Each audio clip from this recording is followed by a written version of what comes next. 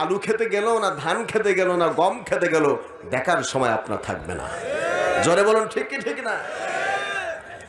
প্রিয় ভাই সব, আমি আপনাদের সামনে বলতেছিলাম, এই পৃথিবীতে ঝড় তুফান যা কিছু আছে না কেন, আল্লাহ রাব্বুল আলামিন বলেন, বান্দা তোমাদের পাশে কেউ না থাকলেও আমি আল্লাহ তোমাদের সাথে আছি। আমাদের সাথে আছেন কে? জোরে বলেন, সাথে আছেন কে?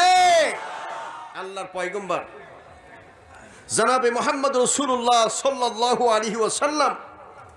খুব খেয়াল করেন, আমি আপনাদের সকলের দৃষ্টি আকর্ষণ করছি।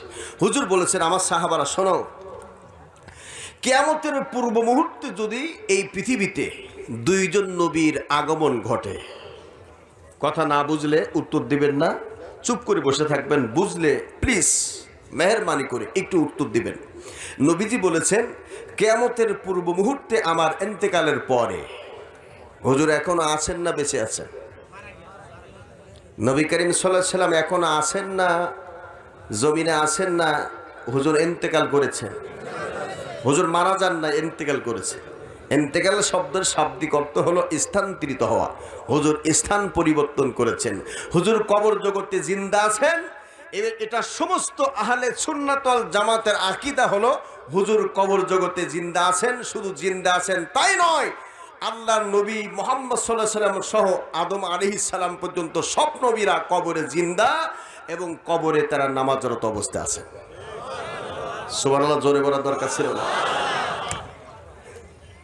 সেই নবী বলেছেন, আমার ইন্তেকালের পরে এই পৃথিবীতে যদি দুইজন নবী আসে, একটু আঙ্গুল তুলে দেখাবেন বাবারা, কয়জন নবী?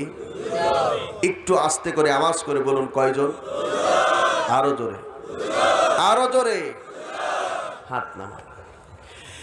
একজন নবী হলো হযরত মূসা। কে? ক্লাস হচ্ছে এখন, ক্লাসে ছাত্রছাত্রী যদি জবাব না দেয়, শিক্ষক বোঝাতে সক্ষম হয় না।